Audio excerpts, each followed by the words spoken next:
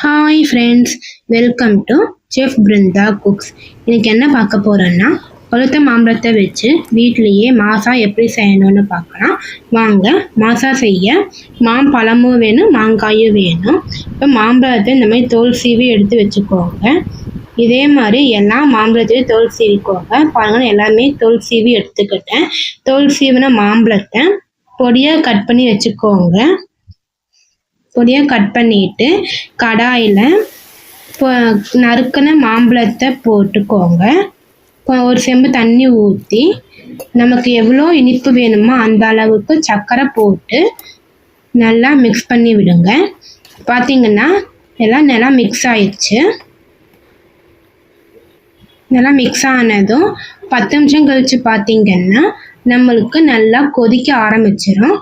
எல்லாம் கொதி வந்ததும் அடுப்பை ஆஃப் பண்ணிட்டு இப்போ வடிகட்டி எடுத்துக்கோங்க. வடிகட்டின மாம்பழத்தை நல்லா ஆற வச்சு எடுத்துக்கோங்க. பாருங்க, நல்லா ஆறிடுச்சு. இப்போ வேக வச்ச மாம்பழத்தை மிக்ஸி ஜாருக்கு மாற்றி நல்லா பேஸ்ட்டாக அரைச்சி எடுத்துக்கோங்க. பேஸ்ட்டாக அரைச்ச மாம்பழத்தை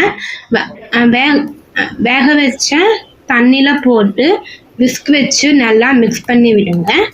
பார்த்திங்கன்னா நல்லா மிக்ஸ் பண்ணிட்டேன். இப்போ பாருங்கள், நம்மளுக்கு வீட்லேயே எந்த கெமிக்கலும் சேர்த்தாம பழுத்த மாம்பழத்தை வச்சு மாசா ரெடி ஆயிடுச்சு.